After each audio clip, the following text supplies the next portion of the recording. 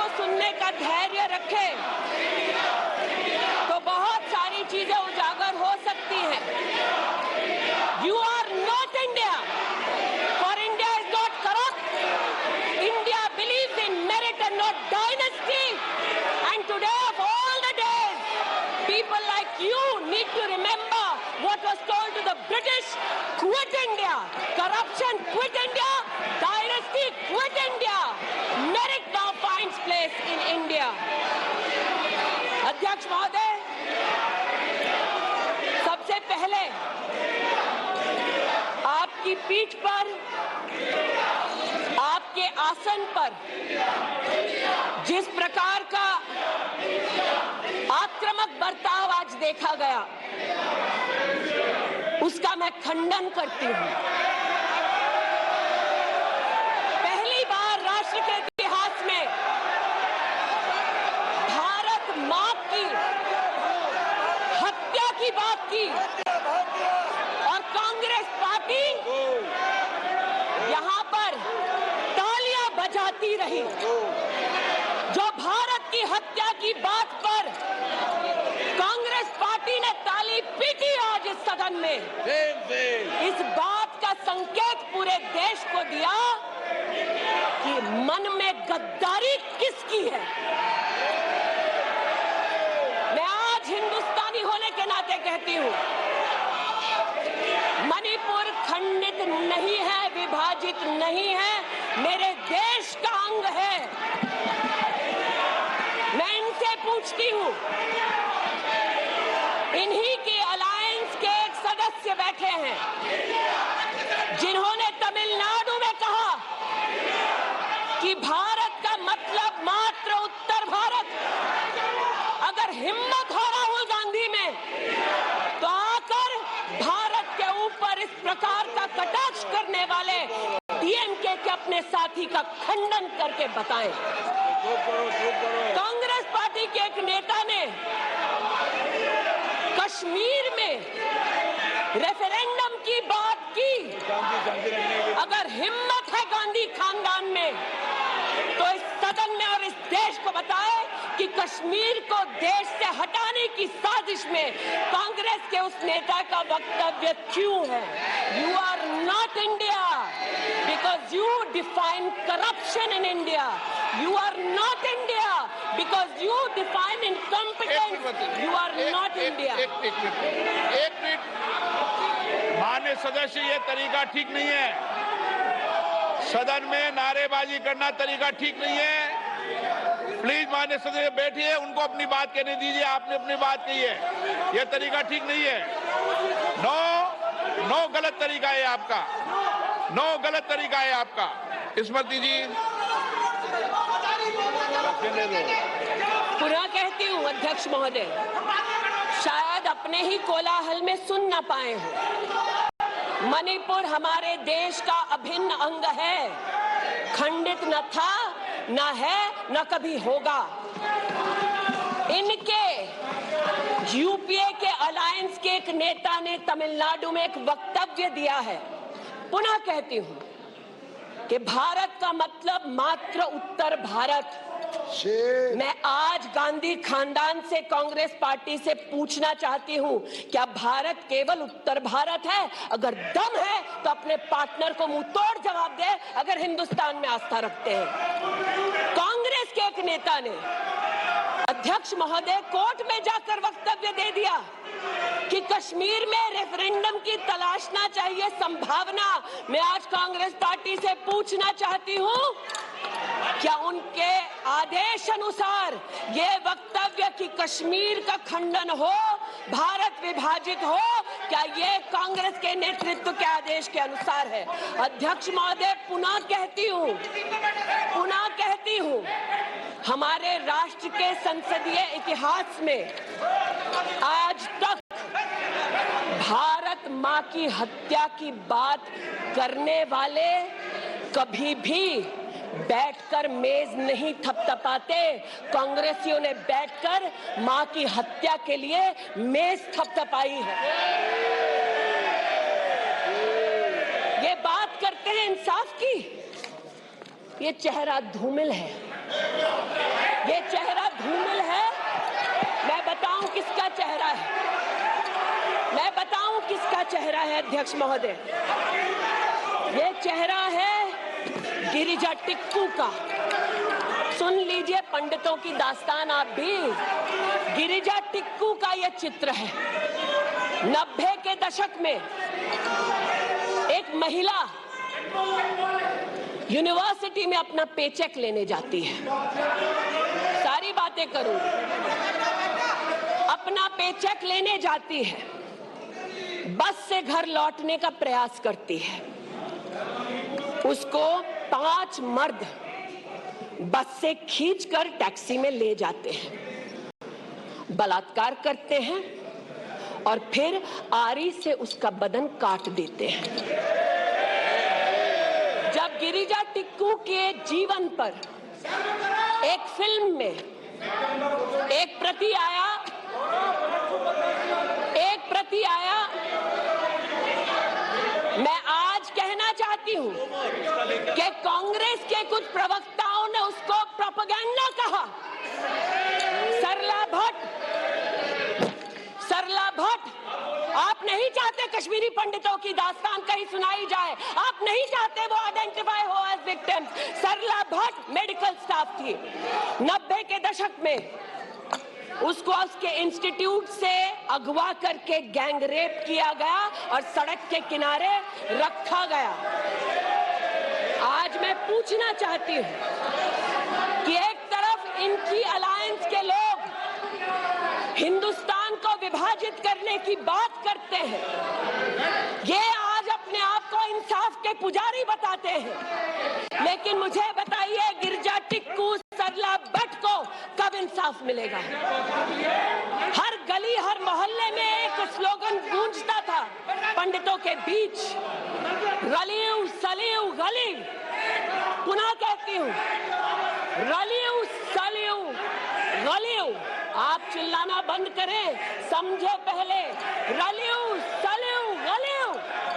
या तो अपना धर्म बदलो या कश्मीर छोड़ो या यहीं मरो। उनकी आवाज भारत की आवाज नहीं है।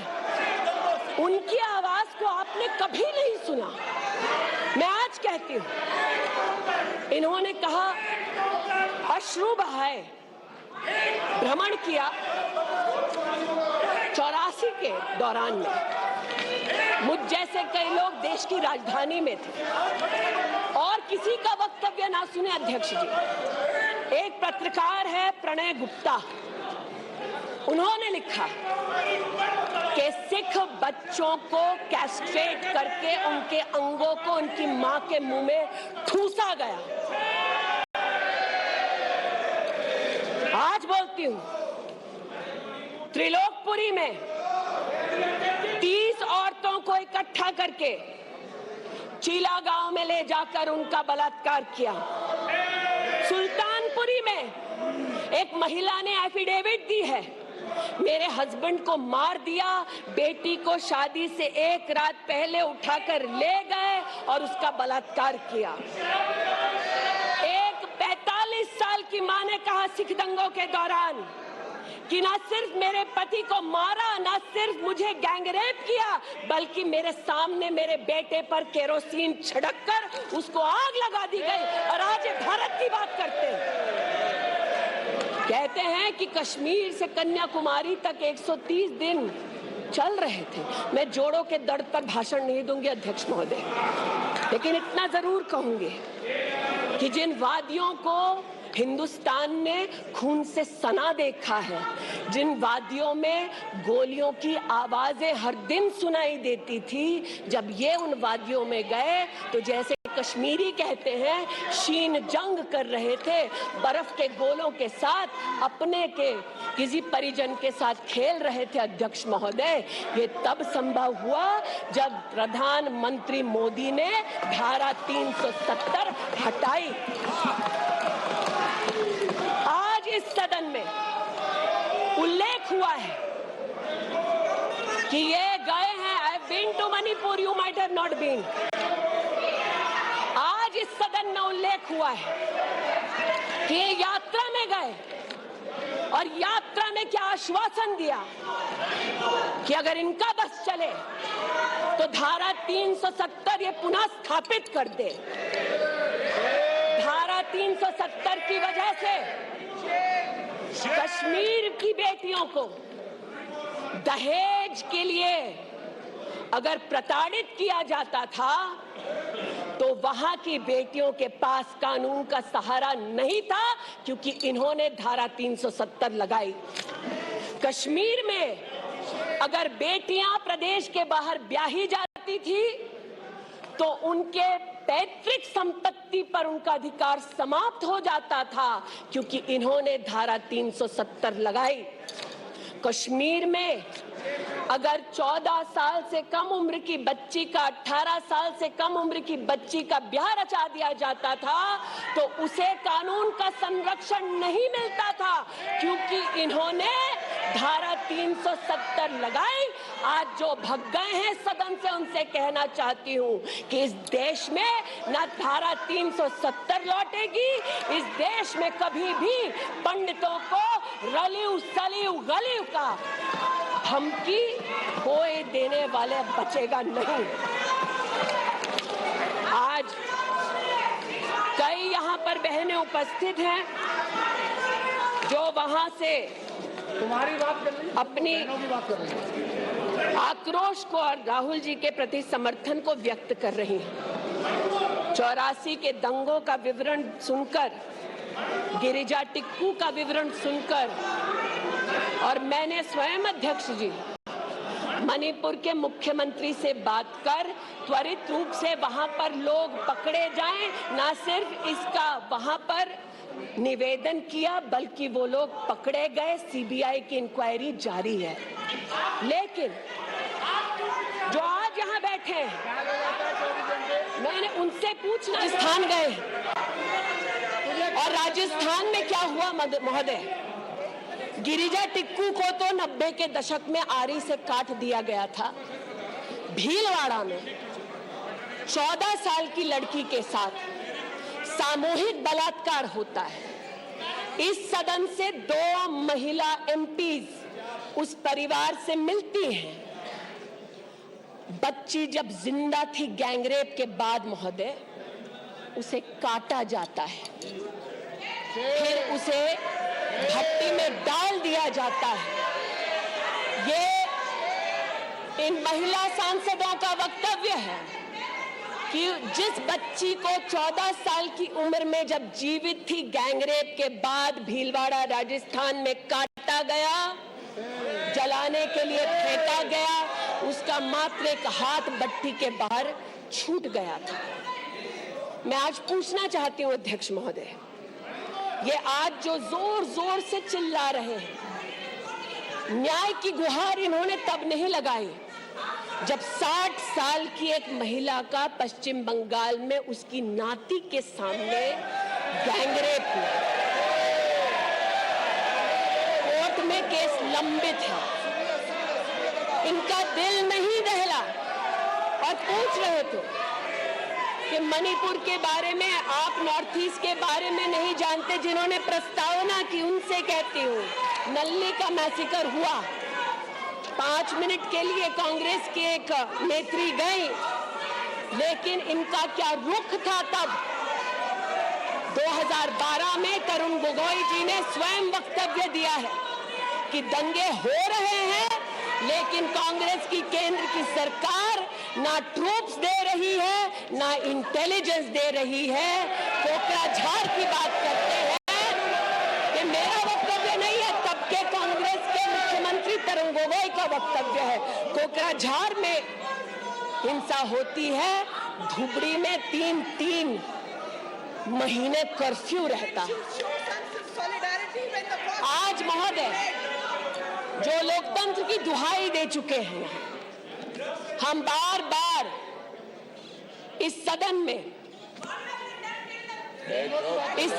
बार बार इमरजेंसी की गाथा को याद करते हैं। इस सदन में हम लोग बार बार उन नेताओं को, उन सामाजिक संस्थाओं को, उन मीडिया के बंधुओं को, उनकी प्रिंटिंग प्रेस कैसे जबरन बंद कर गई उसको, इस पर विस्तृत चर्चा होती है। लेकिन इमरजेंसी के कालखंड में साधारण महिला का इन्होंने, कांग्रेस पार्टी ने क्या हश्र किया। स्नेहलता रेड्डी की आज बात करना जरूरी है।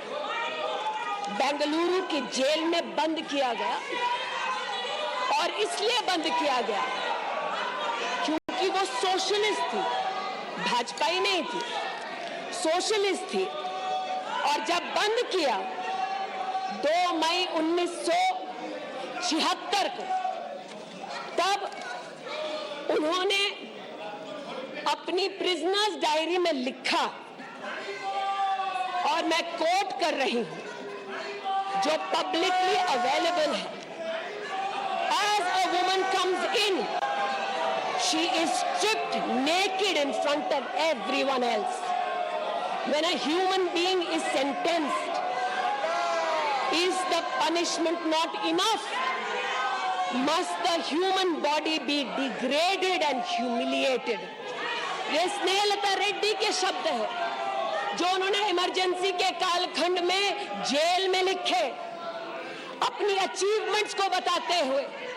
जून 6, 1974 में स्नेहलता रेड्डी लिखती है that at least I have achieved something here. I have stopped the horrible beatings the women prisoners used to get. ये कांग्रेस का इतिहास है और ये भारत की बात करते हैं।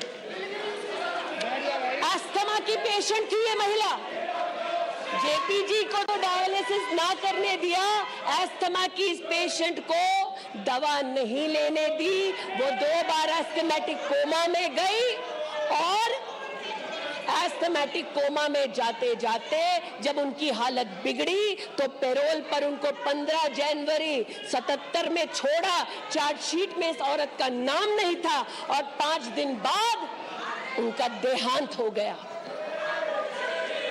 इनका इतिहास खून से सना है और जिनकी हत्या हुई आज वो इनको कटघरे में नहीं ला सकते, इसलिए आज इस सदन में मैं उनका नाम ले रही हूं, उनके बारे में बोल रही हूं। चाहते हैं कि मणिपुर पे चर्चा हो,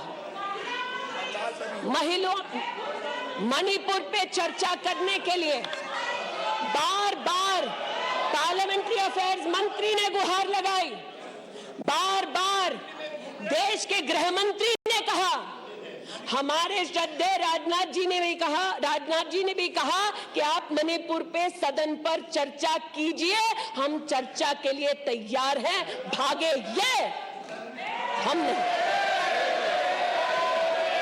भागे ये और हम नहीं। और भागने के पीछे कारण क्या? क्योंकि गृह मंत्री जब बोलने लगेंगे, परतें जब खुलने लगेंगी, तब ये मौन साध लेंगे। मौन मुद्रा का उल्लेख हुआ था, मौन थे ये लोग कई चीजों पर और आज भी हैं। अध्यक्ष महोदय, मेरे हाथ में केपीएमजी की एक रिपोर्ट है जो इनके कार्यकाल से संबंधित है, जो कहता है कि करप्शन की वजह से यूपीए की कार्यकाल में हमारे देश की जीडीपी की ग्रोथ को 9% का नेगेटिव इंपैक्ट होगा। ये अंतर्राष्ट्रीय एजेंसीज बोल रही थी, लेकिन ये चुप थे, आज भी चुप हैं। जो लोग जीरो लॉस थियरी सिखाते थे, आज उसी कांग्रेस के एक नेता को कोयला घोटाले के लिए सजा हुई है और वो चुप है। लेकिन चुप और बहुत सारी चीजों में रहे महोदय। 2005-06 में यूपीए की सरकार को यह ज्ञात हो गया था कि खुले में शौच करने की वजह से महिलाओं का बलात्कार हो रहा है। 2005-06 में इनको पता था, ये सरकारी सर्वे में ज्ञात हुआ है, लेकिन ये चुप थे।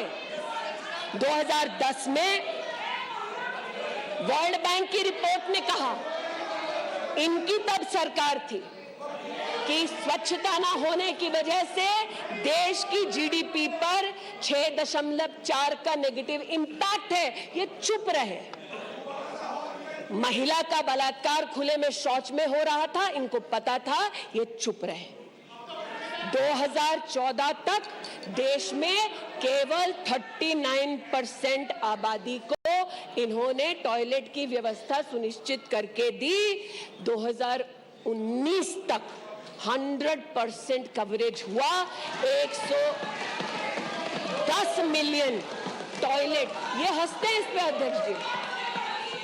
शायद इनको पता नहीं है कि एक महिला के लिए दिन की शुरुआत में शौच के लिए बाहर जाना या सूर्यास्त का इंतजार करना, शौच के लिए बाहर जाना और वहां उसका शारीरिक शोषण होना, बलात्कार होना, ये कितनी बड़ी सामाजिक और क्रिमिनल चुनौती है, इस बात से इनको कोई सरोकार नहीं, इसलिए उपहास का विषय बनाते हैं।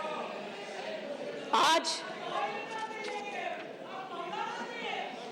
मुझे ये कहते हुए शर्मिंदगी है कि मैं यहाँ पर कह रही हूँ कि खुले में शौच करने वक्त औरत का बलात्कार होता है, ये उपहास उड़ा रहे हैं और महिला उपहास उड़ा रही है। शायद यही लक्षण है कांग्रेस मिथ अलायंस के कि औरत का बलात्कार हो तो ये हंसे, भारत मां की हत्या की बात हो तो ये यहाँ पर तालियां पीटे। ये कांग्रेस का लक्षण है। इनकी प्रस्तावना के वक्त ये कहा गया कि हम बात करेंगे मात्र एक व्यक्ति से, हम किसी मंत्री से बात नहीं करेंगे, क्योंकि मंत्रियों की कार्यशैली पर इनको चर्चा नहीं करनी। और शायद सच भी है, इनका अपना अनुभव है कि इनके यहां पावर का केंद्र बिंदु एक था।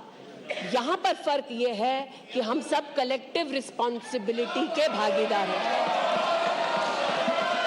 इसलिए आज जब गजेंद्र शेखावत जी के मंत्रालय की ओर से टॉयलेट की व्यवस्था होती है तो मैं एक महिला सांसद और नागरिक के नाते इनका भी उतना ही अभिनंदन करती हूं जितना कि प्रधानमंत्री जी का। जल जीवन मिशन महोदय, हमारे देश में जब इनकी सरकार थी तो मात्र 3 करोड़ परिवारों तक नलके से पानी पहुंचता था। अब 2019 का आंकड़ा कहता है कि आपने तब तक 9.5 करोड़ तक पानी पहुंचाया और अब लगभग 19 करोड़ 40 लाख और 12 करोड़ 40 लाख तक आपका पानी नलके से पहुंच चुका है। लेकिन इनको इससे भी सरोकार नहीं कि अगर टॉयलेट बना, महिलाओं का शोषण कम हुआ, देश की साधारण महिला का सम्मान बढ़ा, तो इनसे इनका कोई सरोकार नहीं। स्पष्ट है, गरीब के घर में नल से जल पहुंचा तो कांग्रेस का उसका कोई सरोकार नहीं। ये स्पष्ट है और सही है। हमारा सरोकार है, देश हमारा है, सेवा हमारी है। आज ये उत्तेजित है कि मैं इस सदन में मंत्रिमंडल के अपने कई सहयोगी साथियों का वर्णन करती हूं। एक ऐसी महिला मंत्री का वर्णन कर रही हूं जो वर्तमान में नहीं है। जनधन के माध्यम से 23 करोड़ महिलाओं का बैंक का खाता खुला। ये इनके लिए कोई मान्यता नहीं रखता, ये मुझे स्वीकार है, ये हमारे लिए अहम है। मुद्रा के माध्यम से 40 करोड़ लोगों को जो जीवन में कभी व्यवसाय नहीं कर पाते थे, जिनके पास कांग्रेस की पर्सनल डायलिंग मशीन नहीं थी, उनको मुद्रा का लोन मिला। 27 करोड़ लोन महिलाओं को दिए गए महिलाओं को अपना व्यवसाय शुरू करने के लिए 23 लाख करोड़ रुपया सैंक्शन किया गया मुद्रा के माध्यम से। इनका उससे कोई सरोकार नहीं। 8 करोड़ नौजवान हमारे राष्ट्र के इतिहास में फर्स्ट टाइम एंटरप्रेन्योर्स बने। इनका उससे कोई सरोकार नहीं। 1,80,000 अकाउंट्स में स्टैंड अप इंडिया का 40,000 करोड़ का पैसा दिया गया। 80% महिलाएं। एक मिनट प्लीज, क्या तरीका है? वह अपनी बात कह रही है, तथ्यों के आधार पर कह रही है। आपको खंडन करना है तो आप बोलना, जब तथ्यों के आधार पर करना गलत बात है। नो गलत। माननीय मंत्री जी, की अनुमति से सर मैं पुनः बोलूं। तो जैसा कि मैंने कहा, महिला का अगर आर्थिक सामाजिक उत्थान होता है तो इससे इनको कोई सरोकार नहीं। सेल्फ हेल्प ग्रुप की बात करते हैं। जब इनकी सरकार थी तब मात्र 19 लाख सेल्फ हेल्प ग्रुप्स को इन्होंने 80,000 करोड़ का लोन दिया। हमने 9 करोड़ महिलाओं को 5 लाख करोड़ की आर्थिक व्यवस्था करके दी देश के सेल्फ हेल्प ग्रुप में। यह हमारा अभिमान है। जो आज महिला के बारे में चर्चा कर रहे हैं, टोका-टोकी बंद करो सर। जब इन्होंने महिला संबंधित बजट की व्यवस्था की तब इनके कार्यकाल से 130% ज्यादा बजट हमारे प्रधानमंत्री जी ने देश की महिलाओं को समर्पित किया। ये हमारा अभिमान है। आयुष्मान भारत के अंतर्गत 10 करोड़ परिवारों में महिलाओं को आयुष्मान भारत का कार्ड मिला। आज तक 2 करोड़ 60 लाख महिलाओं ने हॉस्पिटल वेलनेस सेंटर में सुविधाएं ली। ब्रेस्ट कैंसर में 12 करोड़, सर्विकल कैंसर में 8 करोड़ महिलाओं ने स्क्रीनिंग कराई। इनका उससे कोई सरोकार नहीं, बल्कि इनका उनसे सरोकार है दिल्ली में, जिन्होंने आयुष्मान भारत योजना दिल्ली में लागू ही नहीं की। इनका उनसे सरोकार है। देश में मोदी सरकार में 3 करोड़ 84 लाख घर बने, जिनमें से 2 करोड़ 86 लाख महिलाओं को मिले। इनका उनसे कोई सरोकार नहीं, क्योंकि गरीब महिला लखपति दीदी बन गई। वो हमारा अभिमान है, इनका नहीं। हमारे देश में 8 करोड़ 50 लाख बेटियों ने समग्र शिक्षा के माध्यम से स्कूल में सेवा ली, मुफ्त टेक्स्ट बुक की सेवा ली। बेटियां का ये उपलब्धि हमारा अभिमान है, इनका नहीं। 5 लाख से ज्यादा बेटियों के लिए स्कूलों में अलग से टॉयलेट की व्यवस्था हुई। ये इनका अभिमान नहीं, हमारा अभिमान है। हमें अपनी बेटियों पे गर्व है। 5 लाख दिव्यांग बेटियों को मंथली स्टाइपेंड मिलता है। ये सेवा हम देश की बेटियों को दे सकते हैं। ये हमारे लिए बहुत बड़ा प्रभु का उपकार है। 1,28,000 बेटियों को मेरिटोरियस स्कॉलरशिप दी जाती है, 12,000 रुपए की हर साल। ये सेवा का मौका परिवारों ने हमको दिया। 2 लाख से ज्यादा बेटियों को सेल्फ डिफेंस की ट्रेनिंग दी जा रही है। आज एलिमेंट्री एजुकेशन में बेटियों की एनरोलमेंट 100% है इस देश में। ये हमारे देश के लिए गौरव की बात है। आज पहली बार फीमेल एनरोलमेंट उच्च शिक्षा में महोदय 2 करोड़ से ज्यादा हुआ है महिलाओं का। ये देश के लिए गौरव की बात है।